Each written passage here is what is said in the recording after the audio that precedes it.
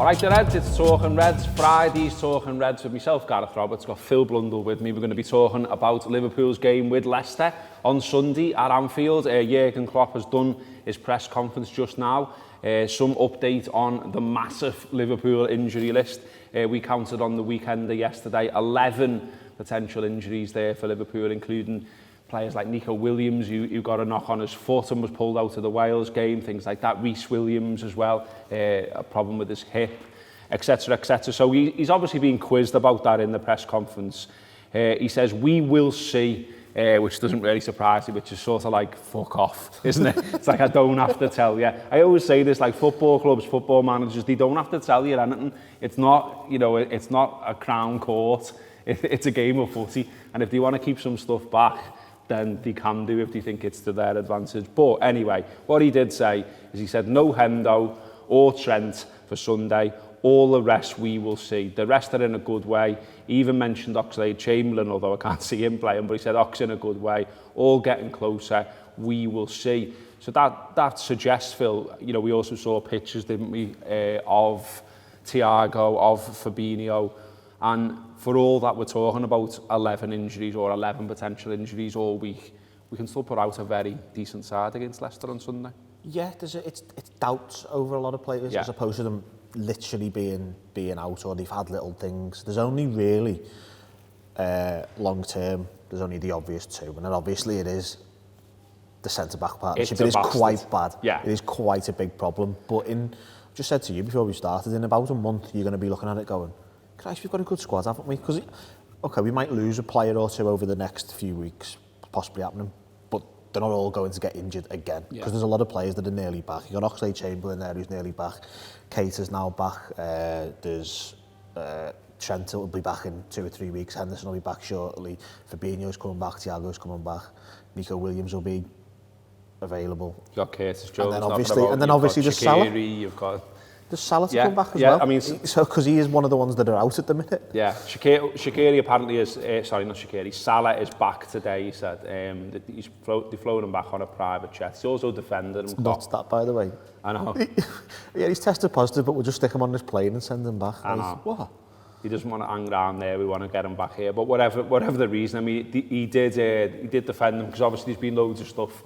Round and about Mo's behaviour, about going to the wedding, about seeing without a mask, about not social distancing and all the rest.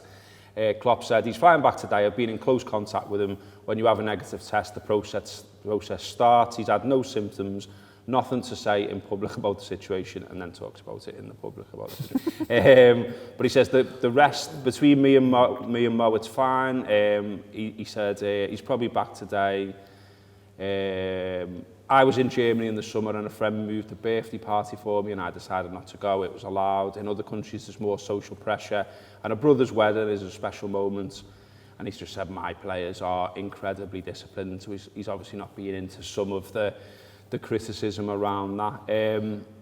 He talked about Jamie Vardy as well. I mean, that was always going to come up. He scored loads of goals against Liverpool. He scored 8 goals this season as well. He's been very, very central to everything Leicester are doing, and he's one of the big reasons why they're top of the league. We're only a point behind them, though, Phil. I mean, how do you see Sunday going? I think it'll be a hard game, but then again, they've got a few players out as well. They're in a very similar situation to us injury-wise, if you go and look. Like, I think there's a chance that the back four could be Johnny Evans. At the back, they've been playing a back three, haven't they? They could play a back three of Johnny Evans, a young fullback in James Justin, or is it Justin James? I can never get it the right way around. James, I really struggle with that. And then Christian Fuchs, who's about 34, and they've been trying to sell him for 4 years. So that for me. I'm looking at that against our front three, and I'm thinking, sound. But then the idea of Jamie Vardy on the counter against a piece together defence is also a little bit concerning. You look at Pryor, Barnes, Tielemans, Vardy. They've got real options attacking wise, and that is why they are top. I mean, they have had a lot of penalties though, which is it does help when you've had. They've had 8 penalties this season. Yeah. That's more than a lot of teams getting this season.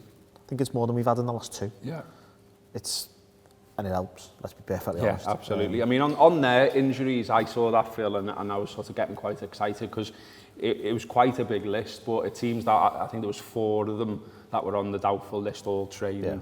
So I think Ndidi's trained. I think Forfan has trained. Schmeichel's all right again now after an issue with his head. So I think it's a weird time, isn't it? We keep saying this, and Klopp references in his press conference that it's basically a game every 3 days now until February. Which is mad. It's very much going to be patching your players up, you know, getting people out on the pitch that you can do. And we've heard over the years, haven't we, that you know, various players we've had have played through injuries. Suarez definitely did. Van Dijk definitely has. I think Torres once had quite a bad issue with his shoulder, but kept on playing through it. We've seen on Steven Gerrard's documentary that he was basically having an epidural to get out on the pitch. There's going to be a lot of that going on, isn't there? There is, but it's not just going to be us as well. That's the good thing about it. I say good thing about it, but the sort of leveler, if you like, in terms of other teams are going to be doing this, and the lesser teams are now going to have to start doing it, and they're not used to doing it. And they're used to having a couple of days off in the week, light training sessions, 2 days of preparation tactically to beat teams, and now they're not going to do that. It levels itself up to us and helps us, and it's about managing games during the games as much as anything, because if we're 2-0 up and there's half an hour to go, we just need to kill the game, not run, stop playing football. But also there might be a situation where the other team goes, might be all right if we just take 2-0. I remember, if you remember this, Wigan played at Anfield probably nearly 15 years ago when Paul Jewell was manager, and we won 2-0 and they were in a relegation fight, and he went, 2-0's absolutely fine, because this could come down to goal difference for us, and if we'd lost 4 or 5, that's actually, okay, we still got 0 points. But it actually... The goals, and there's also the lack of putting energy in as well. So it's going to be interesting because it's a season like we've never seen before. Yeah, absolutely. There's going to be loads of that game management. Something else that's gone on that I'm sure you've seen is that Liverpool have moved to their new training base in Kirkby. Exciting stuff. All the videos look fantastic. There's even like a door named after James Milner, which is a bit random. But what it also means is that Liverpool have moved out of Melwood, their home, for so long, and there's been lots of good stuff around that as well, lots of memories, lots of talk about it, lots of players sharing pictures and memories from that time as well. But we've done something a little bit different at the Anfield Wrap, something we're very proud of. Sam and the video team, all of them, played a part in making this. They went out and about around Melwood, spoke to people who've lived in the shadow of Melwood, grown up with it, climbed the walls, ended up on the pitch. Loads of nice little stories, loads of great characters in this video. So here's a clip from our special documentary, In the Shadow of Melwood. Liverpool took over the ground in, my recall, 1956. I'll tell you, as lads, we used to scramble over that wall in Daysbrook Lane and get onto the field and have a kickabout until that fella with the lawnmower came dashing across to chase us. By the time, this is what, the late 60s, early 70s, so you climb up the lamppost and get onto the wall, and then at dinner time they'd let you in, and that was when you went round and got the autographs. We moved here in 1984, in the summer. You opened that back window and there it was. To look out that window and just see, your idols are just running around the field, and we didn't look at the rest of the house, it was just that room. It sold it to me straight away, didn't it? You know, the dream come true. They were playing cricket and the players got all the kids out just to feel for them. And I caught Alex Lindsay out here playing with a tennis ball, and Lindsay went, fuck off, I'm not going. And Lawrence was like, God, the kid got you out there, Alex, go. So it's been a wonderful experience, Liverpool Football Club at Melwood. It's sad to see they're having to leave. Great memories, haven't we? Yeah, I miss them. Yeah.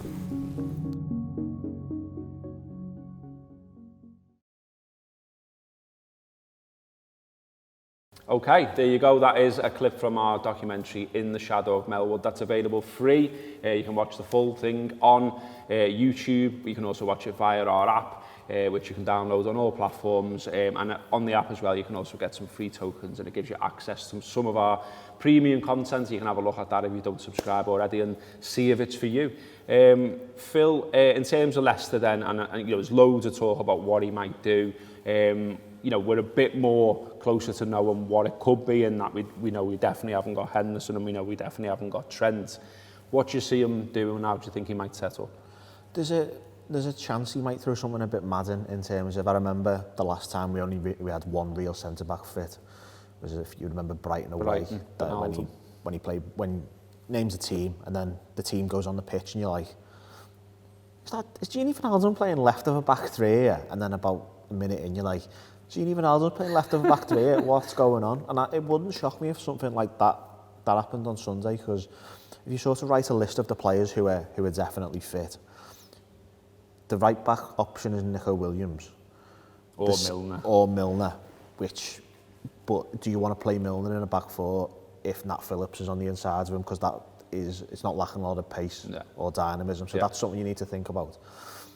The other side of the defence is all right, though. Robertson and Matip is looking like they'll both be fine. Yeah. And we're okay with that. But what if, for example, he's gone, well, there's a Greek international left back here as well.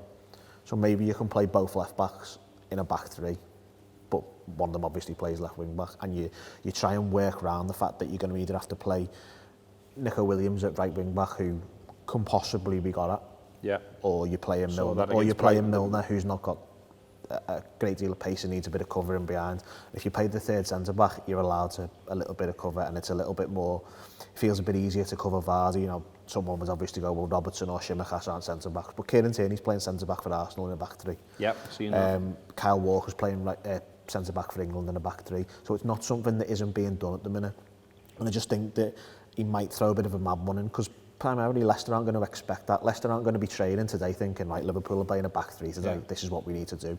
So it sort of throws their plans into a bit of disarray as well. If you remember when he played the City team, he said, well, everyone must have just assumed we were going to play 4-3-3, but now they know that we're playing Manchester City away and we're prepared to go with 2 midfielders and 4 attackers. So if you then throw another one in there, it just raises a lot of questions for teams to answer about us. What about Brendan, though? Because, you know, he's not averse to doing something a bit mad, as we know from the days when he was our manager. So did you see him overthinking it? At left wing back and stuff like that. It was interesting. It was interesting, yeah. I mean, do you think he just goes with how we think he will go, and in terms of their setup, their tactics, and everything? Yeah, I mean, we talked about their injuries in the first part, and I would be surprised if he was to bring 4 players straight back from injury, because they might be fit, but they're not going to be quite at it in terms of a sharpness point of view. So you would expect them to probably play the back three that they've been playing with and try and sort of have the ability to play a 5 when you're defending and then really go for it when you're not. That would be what I would expect them to do.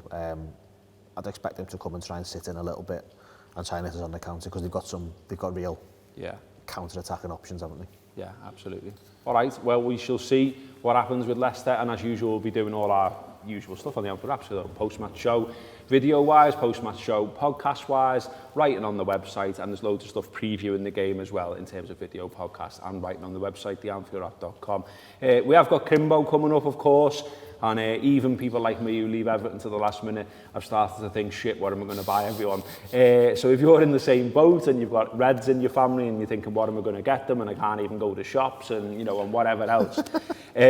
One thing that is there available for you is the stuff in the Anfield Wrap shop. So there's various t-shirts, new designs there as well that are doing really well. We'll be throwing out some offers around Black Friday and all the rest of it, so look out for them. Another thing you can do as well is gift a subscription to the Anfield Wrap, to the Red in your life.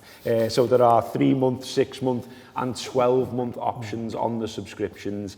We can do all of that digitally as well, although there is an actual card that we can send out. But what I'm saying here to you, we talked about it on our team meeting yesterday, is there are people like me who will let it run right up to the 22nd and go, shit, have I missed the post and everything? The 20 seconds really organised, mate. What do you think? Come on. Well, yeah, that's true.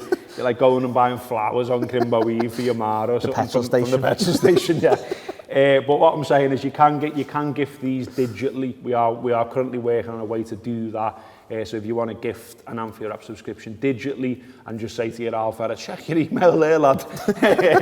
That could be a solution for the last minute Prezi. So check all that out, theanfieldwrap.com. We're going to be doing some stuff around Crimbo as well, trying to have a laugh and try and keep things a bit lighter, because, you know, we all know what's going on in the world and it's a bit grim. So we're going to try and have a laugh with some of our content. Sam might dress up as a snowman or something like that, I don't know. So look out for all of that as well. But for now, anyway, that has been Talking Reds. Come on, the Reds on Sunday. Let's get 3 points and go back to the top of the league. Fingers crossed. Nice one to Phil. Nice one to Sam. Have a good weekend. Up the Reds.